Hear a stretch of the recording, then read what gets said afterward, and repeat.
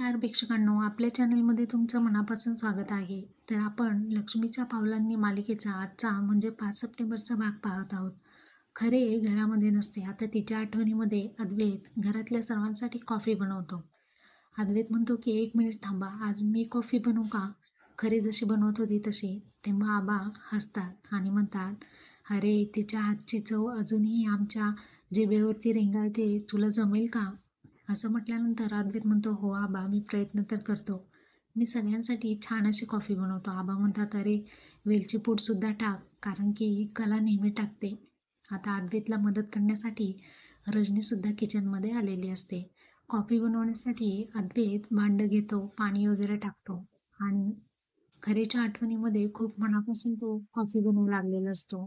रजनीसुद्धा त्याला हेल्प करत असते. आता अद्वैत म्हणतो, वेलची पूड कुठे आहे? त्यावरती रजनी त्याला वेलची पूड देते